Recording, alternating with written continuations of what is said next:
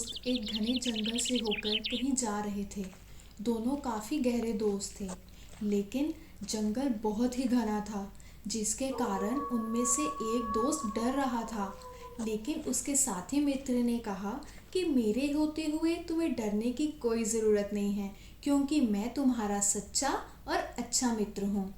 इतने में ही सामने से बहुत ही बड़ा भालू उन्हें नजर आया। जो दोस्त कह रहा था कि मैं अच्छा मित्र हूँ, वो भालू को देखते ही भाग खड़ा हुआ। दूसरा मित्र उसे कहता रहा कि मुझे छोड़ के मत भागो, लेकिन वो भागते हुए एक पेड़ पर चढ़ गया। यह देखकर उसका मित्र और भी डर गया, क्योंकि उसे पेड़ पर चढ़ना नहीं आता था। इतने में वो भालू और भी नजदीक आ गया। जब वो बेहद करीब आने लगा तो दूसरे मित्र के पास कोई चारा नहीं रहा और वो वहीं नीचे जमीन पर आंखें बंद करके लेट गया। पेड़ पर चढ़ा मित्र यह सारा नज़ारा देख रहा था और वो सोचने लगा कि ऐसे तो यह मारा जाएगा। इतने में ही वो भालू नीचे लेटे मित्र के करीब आकर उसे देखने लगा और उसे सूंघकर आगे बढ़ गया। भालू के जाने के बाद जमीन पर लेटे मित्र ने राहत की सांस ली और वो सोचने लगा कि अच्छा हुआ जो मैंने सांस रोक ली थी, वरना वो भालू मुझे खा जाता।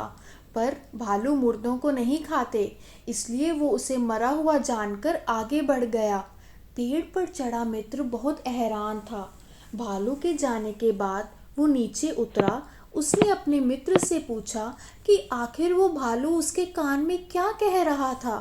मुर्दा होने का नाटक कर रहे मित्र ने कहा कि भालू ने मेरे कान में कहा कि बुरे वक्त में ही सही दोस्तों की पहचान होती है, इसलिए कभी भी ऐसे दोस्तों के साथ मत रहो जो बुरा समय देखकर तुम्हें अकेला छोड़कर भाग जाए और जो वक्त पर काम ही ना आए।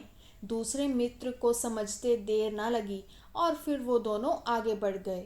तो बच्चों, इससे हमें क्या शिक्षा मिलती है?